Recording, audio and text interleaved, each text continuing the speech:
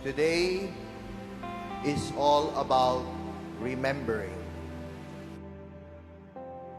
Remembering how we have been living our priesthood.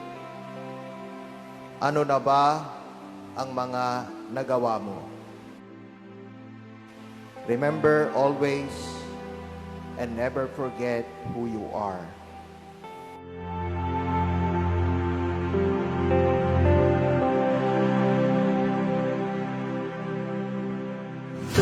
Allow me to reflect with you moments in our priesthood with 3 questions. First, nasaan ka na ngayon? When God chose us, God knew exactly what kind of person we are as perfectly imperfect priests. God seeks for us always to be with us.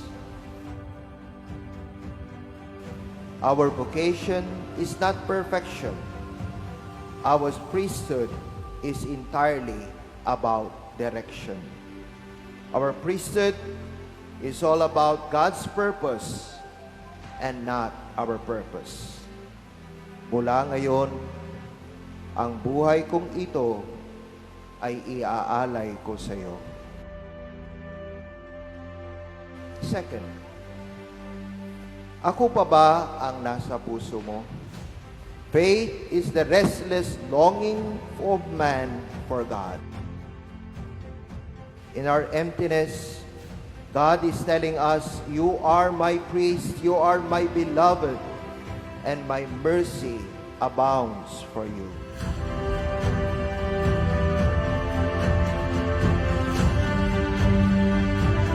Third, ano pa ba ang gusto mo ngayon? Every Christian Mass, we consecrate ourselves to our beloved Patriarch, Saint Joseph. Today, the question re-echoes, bakit gusto mong magpari? Let the absolute God dwell in us, for then we can say, it is no longer I who live, but it is Christ who lives in me. Closeness to God must change us inside and out. How often do we pray to God to change our circumstances, and yet we don't want to change ourselves? How often do we pray to be understood by people, and yet not to understand them? Entitlement may blind us, but humility and charity can lead us to maturity. Let us celebrate the new beginning. Remember our beginnings. Never forget, tomorrow is now. Amen.